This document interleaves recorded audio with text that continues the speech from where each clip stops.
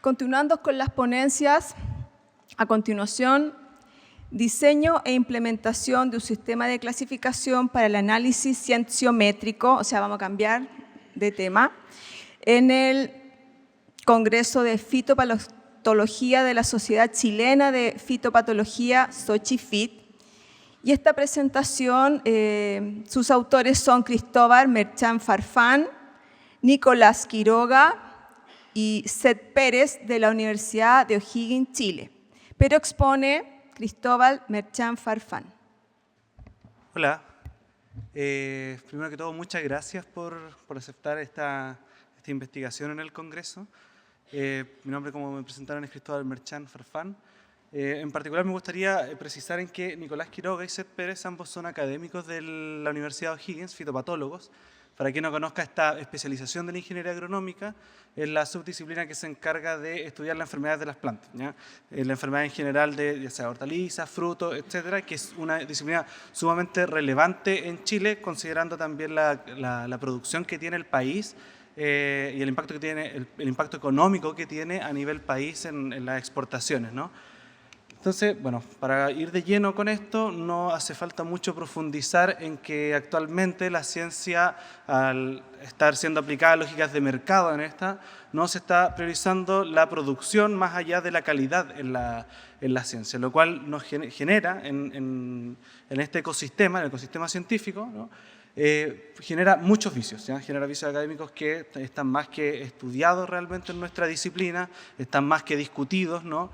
Entre otras cuestiones como la autocita, las revistas predadoras, el pago excesivo, no sé, los APC, por ejemplo, entre otras cuestiones, e incluso también como este caso que hubo como hace 2 años, creo que fue, que un artículo donde de manera indiscriminada se ocupa inteligencia artificial para su escritura, estaba publicado en una revista indexada en Scopus, ¿ya?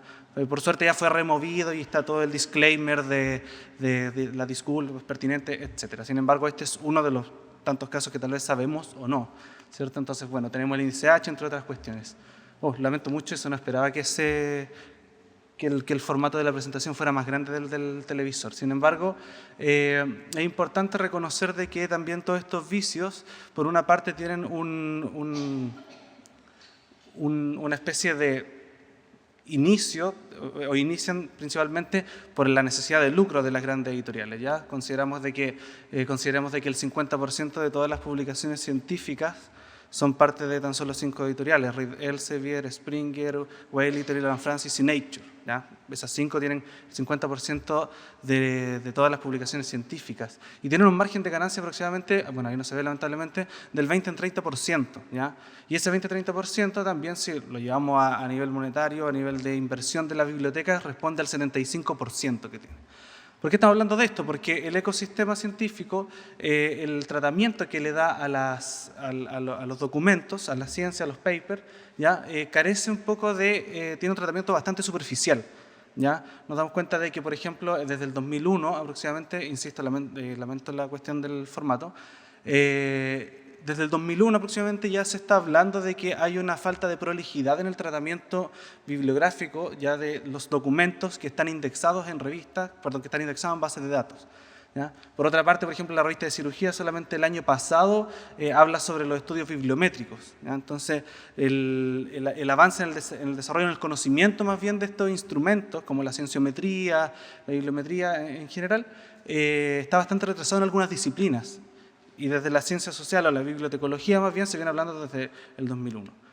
¿Por qué hablamos de esto en particular? ¿Y de qué manera vamos a empezar a unir estas cuestiones? Si es que no existe una relación directa entre cita y el impacto del conocimiento, ¿ya? No existe una relación estrictamente como veraz, por decirlo de alguna manera, entre el impacto que puede producir la ciencia y la cantidad de citas que recibe, ¿ya? Entonces, por ejemplo, aquí mismo vemos de las 22 categorías temáticas que WOS tiene, Plant and Animal Science y Agricultural Science tienen el número en la posición 11 y 13 respectivamente, con una cantidad de citas bastante abrumadora, ¿no? O sea, estamos hablando de una disciplina que tiene un impacto sumamente alto en el conocimiento científico y también en la producción económica que esta puede generar. Porque todos sabemos que para generar los papers principalmente se basan en proyectos, se basan, los mismos APC, ¿cierto? Se pagan, las bibliotecas se están pagando, no sé, los mismos acuerdos transformativos, entre otras cuestiones que se están desarrollando, que finalmente también priorizan un poco el lucro. Yo principalmente aquí, un paréntesis, yo soy bastante pesimista en esto, yo creo que ese sistema difícilmente se puede cambiar. Sin embargo, la propuesta que se va a entregar se busca entregar en esta investigación responde principalmente qué hacemos, ¿ya? O cómo vamos a aprender de esto, qué podemos hacer, ¿ya?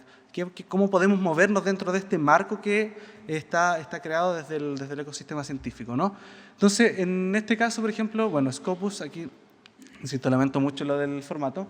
Tenemos un total aquí, por ejemplo, en Scopus, de 28 categorías, 312.000 documentos para el término Phytopathology, ¿ya?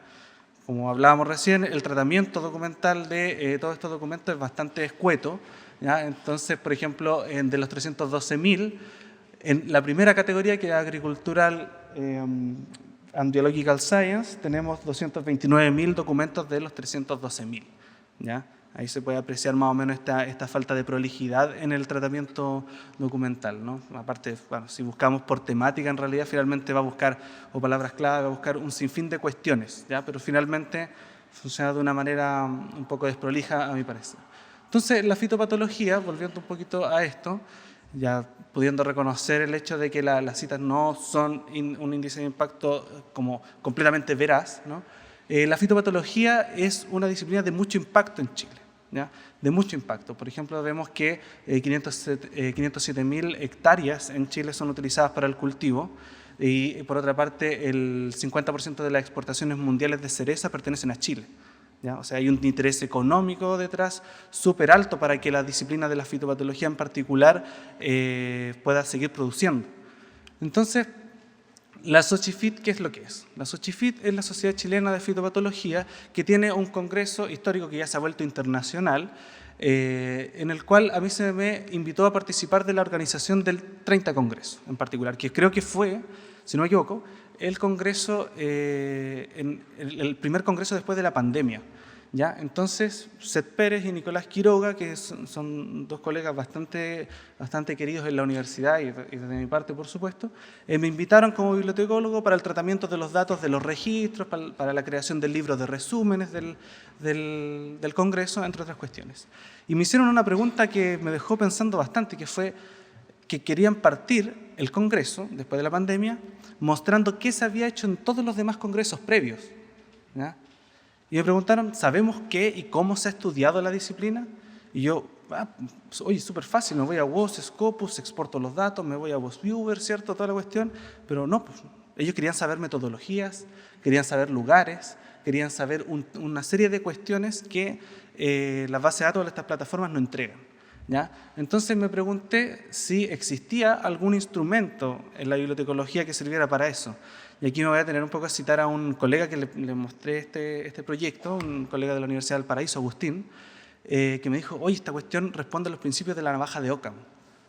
La respuesta más simple es la que tiene más probabilidad de ser verdadera, ¿ya? Entonces, obviamente, yo me había ido a la RDA, que es lo que conocía una vez salí de la U, me fui a las LEM, me fui al DIWI, ¿cierto? Y me encontré que había una estructura que no se estaba utilizando para la ciencia, porque una estructura bastante clara, precisa, que ya es utilizado y que se viene utilizando en las bibliotecas desde siempre, ¿cierto? Y que es temática, que nos permite conocer qué y cómo se ha estudiado una ciencia si es que la aplicamos en ella. Entonces, bueno, ahora en este momento estamos en respondiendo a la pregunta en cuáles son las potencialidades de este proyecto, porque nosotros partimos desde una base que es mixta. Ya nuestro estudio es completamente mixto, con un diseño secuencial, o sea, vamos a ir desde lo cualitativo hacia lo cuantitativo, ¿ya? Vamos a leer y después vamos a codificar para transformar en números, de esa manera poder medir también y poder agrupar de manera más sencilla y evitar también ciertos problemas con la consistencia de los datos. Y vamos a partir con una inversión en el campo, ¿ya? Empezamos a hacer un estudio infométrico en fitopatología, empezamos a recopilar los términos más utilizados, empezamos a exportar datos, empezamos a utilizar las herramientas que ya existían para poder generar este sistema de clasificación, que se van a dar cuenta es prácticamente lo mismo que el DIWI, pero especializado, por decirlo de alguna manera, Entonces empezamos a hacer este estudio bibliográfico preliminar, empezamos a arrojar tendencias taxonómicas, ¿cierto? Empezamos a hacer listas de términos, empezamos a hacer lo que sabemos hacer como bibliotecólogos y bibliotecólogas, y empezamos a generar un sistema de codificación de contenido cualitativo. Ya, ¿cómo vamos a transformar las letras en números? ¿Qué vamos a hacer con las letras? ¿Qué vamos a hacer con los términos? ¿Cómo los vamos a asociar entre sí? ¿De qué manera? Entonces, todo este proceso fue súper largo. De hecho, delante le preguntaron al joven que estaba acá recién, que por lo demás muy interesante su presentación, le preguntaban cuánto tiempo había demorado. Nosotros solo en este proceso nos demoramos como unos 3 meses, ¿ya? Buscando información. Porque como bien saben, todas las personas de la disciplina de la bibliotecología, no hay tanta investigación. ¿Ya? Tenemos súper poquita investigación, o bien de nicho, ¿ya? Y es principalmente esta investigación como cienciométrica, bien particular. Después empezamos a investigar sobre los sistemas de clasificación especializados, empezamos a buscar tesauros, empezamos a buscar distintas cuestiones que nos ayudaran a darle un soporte a estas tendencias taxonómicas que habíamos encontrado en la primera fase. Después de eso generamos, a través de los instrumentos bibliotecológicos, ya empezamos a diseñar el sistema de clasificación. Hicimos un sistema de clasificación súper sencillo, súper general, para tener un esbozo de este. Y una vez que llegó el 30 Congreso de Fitopatología, nosotros a través de observación directa, finalmente nos inmiscuimos en el Congreso con 2 estudiantes tesistas, particular del ramo de Fitopatología Avanzada, que nos ayudaron amablemente en esto. Y a través de la teoría fundamentada fuimos desde lo específico hacia lo general, hicimos lo contrario. Por mi parte, yo escuché todas las presentaciones, anotando términos, anotando cuál es la incidencia de estos términos. Las estudiantes lo que hicieron fueron leyeron todos los pósters del 30 Congreso, empezamos a anotar términos, empezamos a generar, teníamos una lista interminable de cuestiones y con los expertos también empezamos a validar esta lista de términos que estábamos haciendo y este sistema de clasificación. ¿Qué es lo que hicimos? Posteriormente, entrenamos un modelo de lenguaje, ¿ya? Simplemente lo hicimos como no ocupamos programación todavía en esta fase del proyecto, ¿ya? Pero entrenamos un modelo, ¿ya? Simplemente con prompts, de tal manera de que pudiera clasificar automáticamente. ¿Para qué? Para clasificar todo el Congreso, el 30 Congreso, generar una clasificación manual por parte de los expertos en fitopatología y generar una clasificación manual por parte de todo un curso de tesistas de último año del curso de fitopatología avanzada. Entonces tenemos tres fuentes de datos para triangular, ¿ya? Para poder hacer este cruce y saber más o menos cuál es la incidencia de asertividad que tiene la inteligencia artificial. Actualmente nos encontramos en el proceso de programar un modelo de lenguaje propio, ¿ya? Utilizando DeepSeek, la API que es gratuita por suerte, porque la de GPT, claro, tiene costos asociados.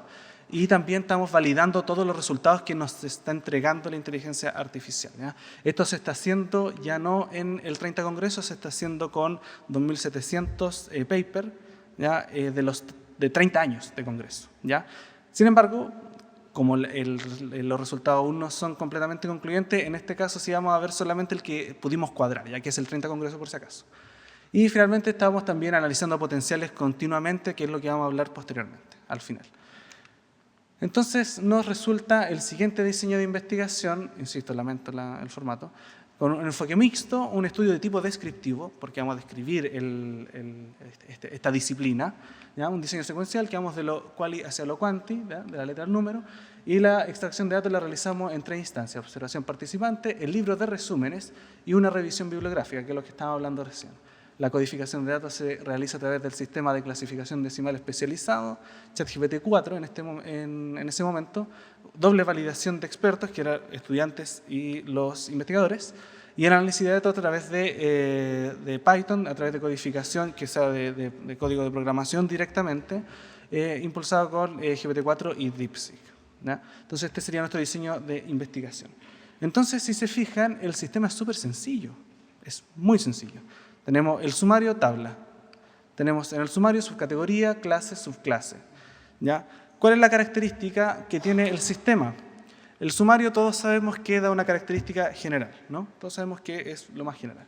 Sin embargo, la tabla nos va a entregar cuál es el tipo de cultivo, cuál es el tipo de estudio, cuál es la actividad específica realizada, los métodos, patógenos, lugar y contexto.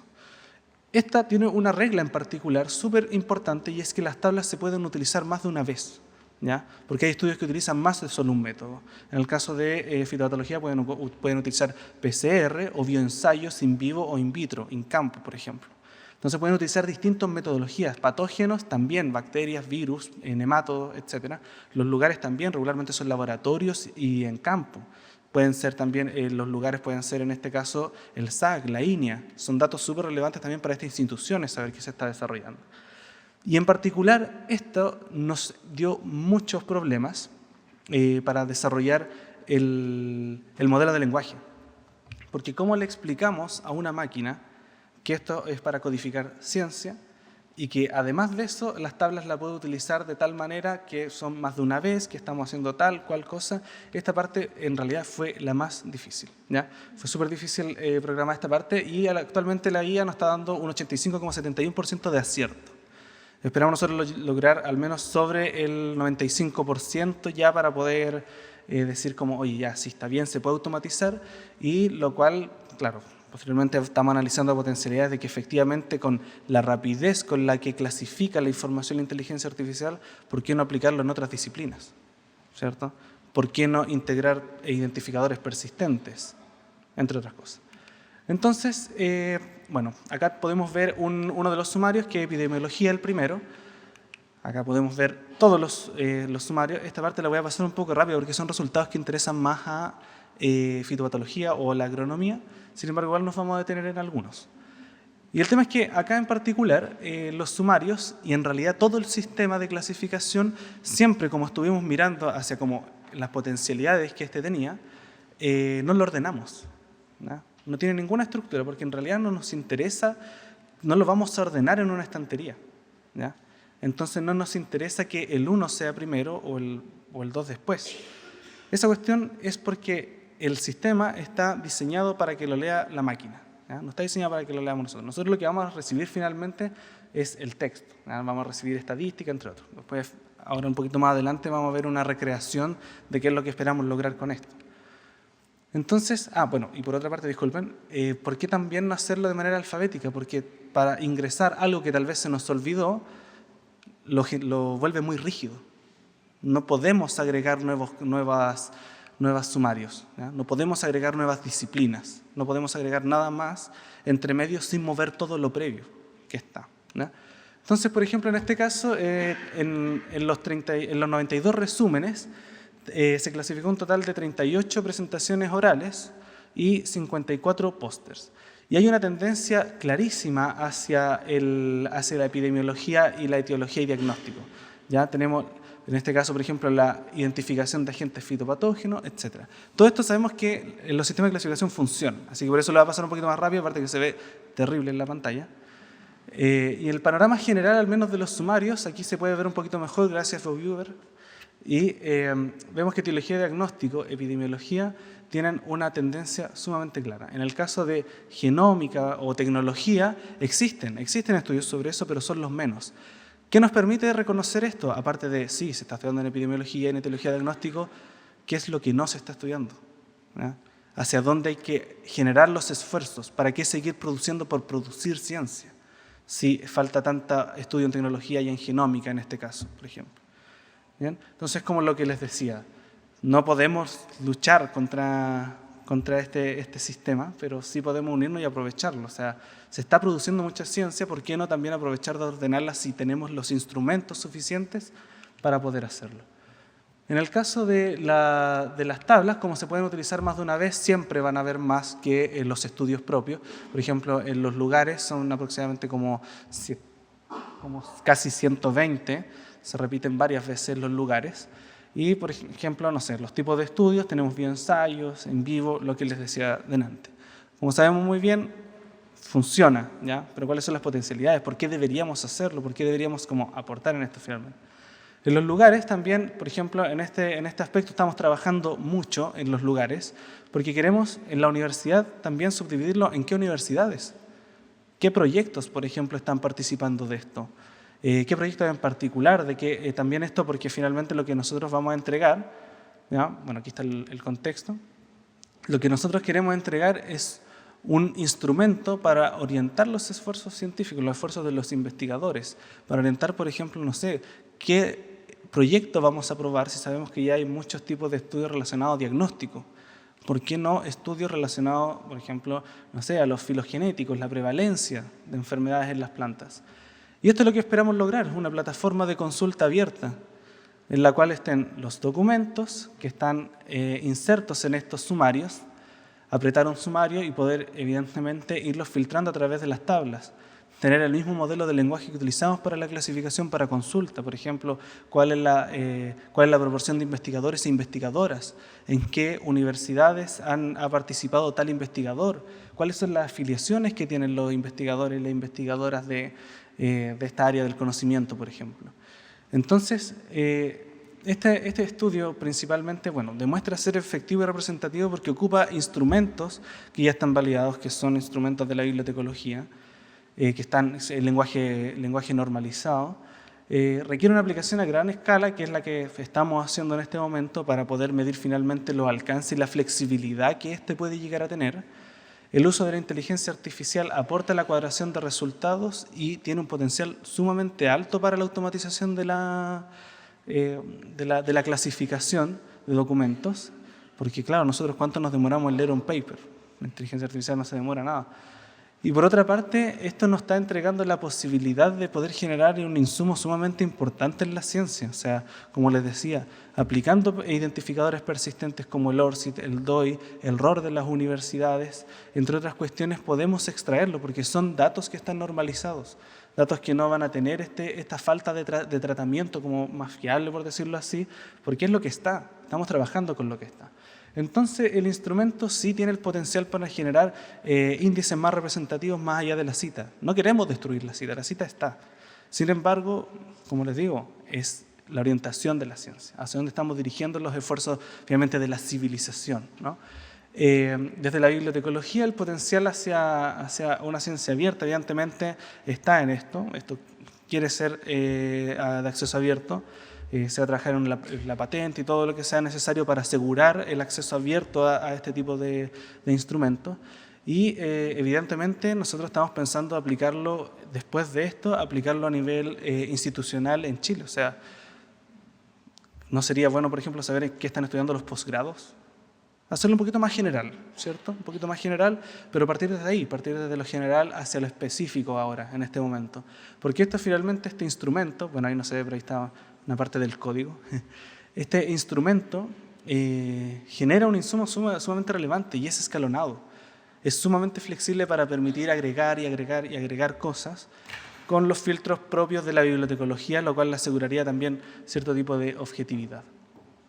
Entonces, bueno, este es el curso de fitopatología avanzada, me parece sumamente relevante porque hicieron un trabajo muy preciso, un trabajo bien lento, que es la clasificación automática, el código, bueno, va a devolver un poquito, bueno, después, lo pueden devolver más rápido desde arriba. Pero el código es súper largo, es súper grande el código de clasificación, hay algunos códigos que tienen hasta 24 signos, ¿ya? Eso entre los números y los puntitos, etc. Les dejo una bibliografía. Este documento, por si acaso, está en este DOI, en Zenodo, está en acceso abierto también este documento que acabamos de ver, para que puedan consultar la bibliografía, me parece bastante interesante. De hecho, uno de los estudios que fue como el primero que leí fue el de la profesora Paulina Arellano, que está ahí, saludos.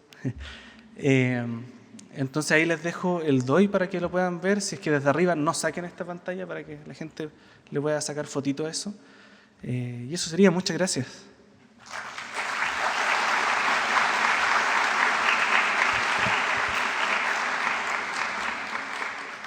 Me imagino que ahora vienen las preguntas, ¿no? 2 preguntas. ¿Preguntas?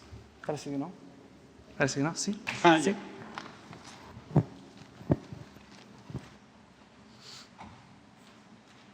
Gracias. Oye, te felicito, sabes que yo quedé impresionada con la investigación, con la metodología, porque como tú bien mencionaste al inicio, en nuestra disciplina el tema de la investigación es un tema. Entonces, me gustaría que nos contaras un poco con esos vacíos con los que te encontraste y cómo lidiaste con ellos. porque este paso a paso, por lo que yo vi, lo que tú nos contaste, lo construyeron ustedes. O sea, si bien se basaron en cosas que todos manejamos, temas de clasificación, ¿cierto?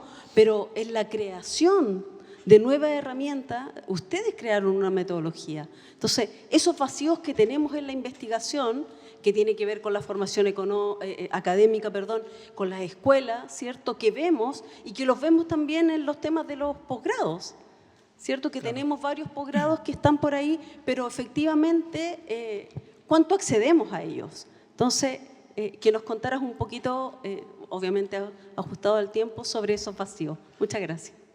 Mira, lo esencial en esto fue la colaboración interdisciplinaria, ¿ya? Porque desde, Nicolás Quiroga y Seth Pérez nunca habían escuchado, por ejemplo, de estados del arte, ¿ya? De infometría, jamás habían escuchado algo así. Y la bibliotecología, si bien desarrolla estudios de ese estilo, la verdad es que, aparte de ser muy espaciados entre sí, que sí se puede entender porque igual de todas maneras pasan años hasta que salga como algún paper como realmente relevante, pero los vacíos de investigación en bibliotecología, sabes que yo los identifiqué principalmente dentro del aspecto de la colaboración con otras disciplinas, siendo de que la bibliotecología es una disciplina medular al momento de generar ciencia, creo yo. Yo soy muy creyente de que la bibliotecología tiene que salir de la biblioteca y que la biblioteca sea como la oficina de la persona de la bibliotecología más bien, y salir hacia los institutos, salir hacia la investigación. Oye, ¿qué están haciendo? ¿En qué los podemos ayudar? No sé, de qué manera poder orientar finalmente, tener un rol que sea más de un vector de conocimientos que un rol de facilitador simplemente, ¿ya? Porque de una u otra manera, insisto, la cantidad, por ejemplo, en la pandemia, si no me equivoco, los primeros meses de pandemia se publicaron como 400.000 papers. Entonces, esa cuestión, por otra parte, también los índices infométricos, no sé, las citas, el índice H, los cuartiles, con esa cantidad de producción, ¿cómo realmente te orientas en esa cantidad? Porque claro, podemos ir a Scopus, poner un término X, ordenar por relevancia, ordenar por citas, pero ya está, ¿ya? Por otra parte, hay inconsistencia en el tratamiento de los datos, tanto de las palabras clave, entre otros. Entonces, yo creo en realidad que esta cuestión, tener algo del estilo como de ese bosquejo de página web que tenemos, es como, oye, ¿sabéis que en realidad igual nos puede servir un poquito de todo, sabiendo bien qué estamos buscando también y cómo encontrarlo? Porque finalmente los investigadores también tienen un nivel usuario bastante básico y hay que reconocerlo. O sea, recuerden a SciHub, buscar la cuestión que está pagada, porque para ellos es mejor que esté pagado, y listo, y citan eso. ¿Sí? No sé si respondo bien a tu pregunta. ¿Alguna otra pregunta? Allá. Hola. Cristóbal, hola. La verdad es que yo te habría aplaudido mucho más. No lo hice para no ser el loco, pero de verdad creo que hay poca gente, como dice María Angélica, que haya tomado elementos de la disciplina, teóricos, y haya propuesto una metodología que al final funciona.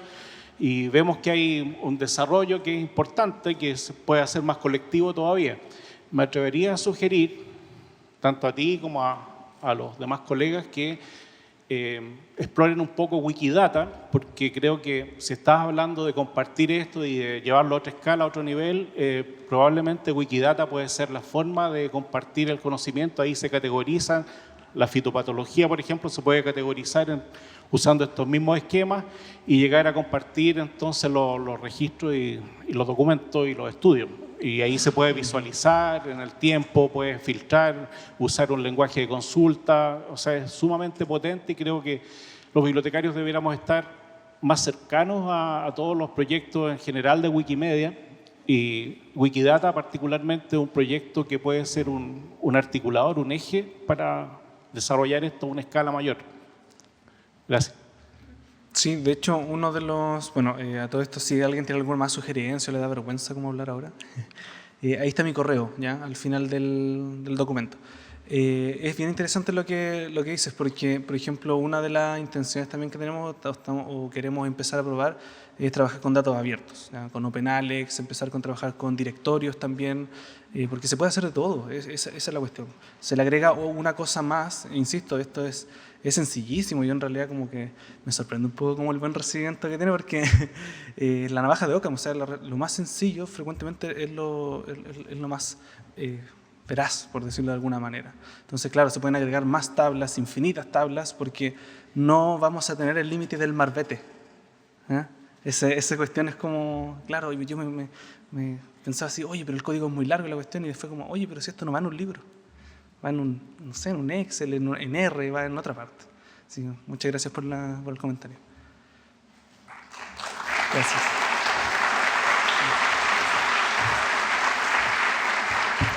Agradecemos a Cristóbal Marchán y también a Nicolás Quiroga y Seth Pérez por esta interesante presentación.